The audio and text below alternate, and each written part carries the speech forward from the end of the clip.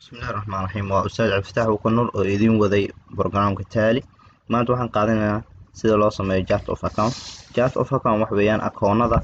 ay shirkadu ku shaqeysato. Akoonadana waxaa loola jeedaa magacyaanta magacyowga ee shirkadu ay ku shaqeyso. Tusaale ahaan haddii ay shirkadu bixiso mushaar waa salary, mushaarkaas meesha laga sameeyo, ama haddii lacag la isku darsado waa equity, dadka equity-ga lacag isku darsado meesha laga sameeyo, ama haddii ay shirkadu maxaa la radaa ay wax soo iibsato waa purchase, haddii shirkadu ay sales sameyso wax iibinayso meesha uu gali lahaa iyo akoonada ay gal lahaayeen ayaa chart of account. Marka chart of account waxa weeye halka lagu diiwaangeliyo shirkada magacyadeeda oo dhan ay isticmaasho. Marka qofkii accounting qaatan si fiican ayuu u sii garanaya. Marka chart of account waxa laga sameeyaa account info ayaa kala kusinaysa, kadibna waxaad ku dhufanaysaa ledger. Ledger laga sameeyaa halka kale oo QuickBooks iyo kuwa kale ay leeyihiin chart of account. Ledger kala kusinaysa, ledgers markaad kala ku siiso halkan waxa yaal single mid inaad u sameyso ama multiple ama inaad wax badan hal mar sameyso. Single-ka markaad sameynayso create waa abuur, display soo bandhig, alter na change weeyaan bedel macna alter. Marka haddaan create ku dhufto halal aan abuurayo kale name-ka ayaan gelinayaa oo shayga aan abuurayo. Tusaale name-ka waxaan leeyahay waxaan rabaa inaan abuuro dad lacag isku darsaday, jow lacag xasan iyo faarax lacag isku darsaday company xasan Mohammed طالب taab ku dhufo xasan waa u sheegtay capital account waa capital xasan sababtoo lacagta dadka isku darsada waa capital lagu magacaaba. kadibna waxaa leedahay inventory values are affected ma saameynaa inventory ma saameynaa maya capital inventory ma saameeyo qofka accounting yaqaana sababtoo waa midna waa inventory waa badeeco midna waxa weeyaan capital oo waa maxaa la radaa waa equity oo qof share iyo wax ku soo darsaday. marka share-leydan sameynayna hadda taab siide taab magaciisa waa xasan maxamed qaalib, addresskiisa waxa weeyaan Hargeysa, meesha uu degan yahay macnaha ayaad qofka sheegaysaa addresska laga helo ama wadada laga helo. taab kusii dhuf addresska mid kale CSC geli sales tax numberka maxaa loogu qaadaa number ma jiraa oo tax loo qaado ma dhihi kartaa. kadibna waxaad dhihi kartaa taaba sii dhihi kartaa opening balance ma jiraa halkan. marka opening balance ayaa laga geliyaa lacag haddii oo aad sii gelinaysid hadhowda waxay tagaysaa qaybta opening balance. marka sidaan waxaa ka fiican inaad si gaar u diiwaan gelisid lacagta isku darsadeen. marka opening balance iyo wax ma sii gelinaysid hadhowdii aad caadi u diiwaan gelinaysaa lacagta kusoo darsaday shirkadda. taabaad leedahay marka ma accept garaynaysaa qofkaas inaad samaysid oo xasana waxaa leedahay yes waa accept garaynaya. qof kale maad samaynaysaa haa waxaa leedahay faarax geedi dhuxulo faarax geedi taab dheh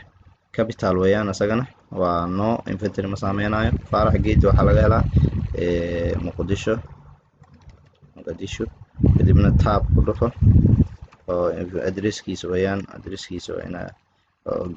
gelisay sales tax iyo number ma jiraa maya ma jiraa opening balance taab ayaan ku dhufanayaa opening balance ma jiraa maya opening balance ma sii gelinaya. kadibna taab ku dhufanaysaa yes ma sameynaysaa ku leeyahay yes accept. marka sidaas loo sameeyaa. tusaalahan haddana salary rabtaa inaad sameyso sidoo kale mushaar salary ayaad ku dhufanaysaa ku qoraysaa mushaar salary for security oo kale qolada oo security-ga oo ilbaabka waardiyeeyo kale salary la siyaa sameynaysaa. taab ayaa leedahay taaba ku dhufanaysaa capitalka. marka halkan waxaa ka dooranaysaa isagu qofkan salary-ga waa maxay halkuu galaya payroll oo galaya. marka payroll inays waa expenses soo maaha waa expense marka direct mise indirect expense wuxuu leeyahay direct toos ma loo siiyaa qofkan mise indirect loo siiyaa direct loo siiyaa hadii salary uu yahay ya security way guard weeyaan ilbaabku taagan yahay marka direct loo siiyaa expense direct weeyaan dowr kaliya ku siinaysaa halkan ku soo galay expense direct. kadibna taab ayaad leedahay ma saameynaya marka qofkan salary-giisa inventory ma saameynaya waa badeeco shaqo isku ma laha. kadibna waxaa opening balance ma jira oo ku leeyahay oo ku sii jiray macnaha salary-ga ma jiro opening balance ma jira leedahay company waa cusub yahay. kadibna yes ayaad leedahay waa sameysay. marka individual saas loo sameeyaa escape aan dhaho sida group loo sameeyo escape marka dhaadid covid inaad ka baxdid marabta oo ku leeyahay yes waa ka baxay leedahay. kadib wuxuu ku keenay halkan waxaa rabtaa inaad multiple geliso sidoo kale display hadda leedahay kale wixii aad sameysay arkay display double click ku sii waa kana faarax geed dhuxulo iyo xasan iyo profit aan la soo sameysnaa iyo salary for security cash na hore u sameysnaa uu ku register gareysan. marka escape iska leh displayga lagu fiiriyaa alterkana hadaad ku dhufato waxaad arkaysaa waa change gareyn kartaa macnaa alter waa change faarax geed dhuxul oo kale double click ku siinaysa waa bedeli kartaa marka wax baa ka bedeli kartaa escape iska dheh horta inaa ka baxday yes okay back sii dheh escape sii dheh okay halkan waa multiple waxyaabo badan ayaa hal mar isku samayn kartaa oo see loo sameeyaa waxaa leedahay create baad leedahay create double click ku sii create markaad tiraahdo waxaad dooranaysaa wixii aad sameynaysay bangi account ba mise wax kale bangi oo kale haddaan rabno inaan sameyno oo kale double click ku siinaysaa bangiga double click ku siinaysaa markaad double click ku siisid waa kaa bangi ku soo galay halkaan ku soo galay marka bangiga waa maxay Salam bangi oo kale iyo daabshiil aan sameynaya Salam bank okay halkaan waxaad ka dooranaysaa Salam markaad tab tiraahdo bank account weeyaan under where intuu ku jiraa qofkan waa bank account soo ma opening balance ma jiraa ku leeyahay oo bank account kaas uu sii jiro lacag ku sii jirtay maya wili ma soo dhiganin qoladii markay soo dhigtana ayaa deposit gareyn doonaa ka bax kadib halkaan hadana imo waxaad qoranaysaa daabshiil bank marka tab baad taabanaysaa mar walba rabtid inaad meel cusub tagtid daabshiil bank tab dheh bank account weeyaan ka soco waxaan rabaa inaan sameeyo kale customer oo kale inaan sameeyo customerka magaciisa aan gelinayaa qadiijo faarax oo kale geedi kadibna tab aan leeyahay halkaas waxaa marka bank account ma aha qadiijadaas bank account maadaama ay qadiijada waa bedelaysaa marka halkaan aad ku dhufanaysaa halkaas marka ku dhufato qadiijadaas marka waxa ka dhigaysaa bank account iyada maadaama ay ahayn oo ay customer tahay marka qaybta waxa ku jira marka customer qayb ku jira qaybta waxa ku jira oo qaybta waxa ku jira bank current liability direct income maaha indirect income more leedahay more marka ku dhufato kuwa kale ku soo saaraya waa marka customerku waa maxay dadka deemaha lagu lahaado waa marka debtors iyo waxa jiro iyo creditors customerku marka wuxuu raacayaa qaybta maxay creditorka ayuu raacayaa macnaha waxa u jeeda qaybta debtorska dadka adeenta lagu leeyahay waa iyaga creditors dadka adeenta kugu leh waa marka customerku wuxuu noqonayaa qaybta oo adiga maxay oo deenta aad ku leedahay debtors ayuu noqonayaa marka debtors raadi more dheh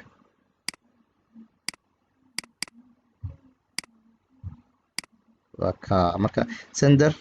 sendary debtors ayaa double click ku siinaysaa double click markaa ku siisid sidaas ayuu sender debtors ku noqday marka wixii oo hal mar la isku wada sameynaa sender debtors oo ka meesha ugu jiro hadba marka wixii aad sameynaysay ayaad ka dooranaysaa meesha marka waxaa leedahay ma marabtaa inaad accept gareysa yes waa accept gareey ayaa leedahay sidii ayuu wixii kugu sameysmay marka markii multiple aad sameynaysa maxaa leedahay create leedahay create markaad tiraahdo waxaad dalbanaysaa wixii aad dooranaysay wixii aad rabtay inaad sameysay bank account direct bank account dooranaysaa fixed asset dalbanaysaa fixed asset markaad dalbato double click aad ku tiraahdo halkaan marka fixed asset yaashii aad rabtay badnaa ayaad hal mar soo wada gelinaysaa kadibna waxaa leedahay save ayaad leedahay hal mar la soo wada geliyaa marka isagoo gaargaar ma laha gaargaar aad rabtay meeshaas aad ka sameynaysaa marka haddii hal mar isku wada gelinaysidna hal mar wada gelinaysaa marka wada fixed asset yaal waaye kadib waa sameynaysaa buildings oo kale buildings waxaa leedahay waa fixed asset amount hadduu jiro waa sii gelinaysaa halkaan waxaa sii gelinaysaa haddana waa sii soconaysaa balance ma jiro tab aad ku soconaysaa kadib waxaa leedahay equipment kadib waxaa leedahay tab aad leedahay laba mar markaa sameysid wuxuu geenayaa accept yes ayaad leedahay marka sidaas loo sameeyaa chart of account wax kastoo shirkadu ay ku shaqeysato ahaado salary ahaado mushaar dad kala siinay ahaado equity ahaado kulligooda waxay ku wada jiraan halkaan ay ku wada jiraan halkaan aniga tuso halkaan ay ku wada jiraan direct investment deposit hadii waxa deposit oo loogu talagalay oo kale asset capital haduu yahay cash in hand cash haduu yahay sheygan oo gacanta lagu hayo investment haduu yahay waxaan macaamaal gashi haduu yahay purchase haduu yahay hadii purchase sameyso account oo u talagashay wax ku soo iibsato waa gelinaysaa halkaan gelinaysaa purchase more hadaa tiraado wax kale oo ku soo saaray retain earnings iyo sales hadduu yahay security stock hadduu yahay sundry debtors iyo creditors deemihii dadka lagu lahaa marka intaana wax walba laga doortaa bangi iyo wax walba samaynaysa expense hadduu yahay direct expense indirect unbaa u kala saaraysaa fixed asset hadduu yahay income hadduu yahayna direct indirect income usoo kala saaraysa direct marka income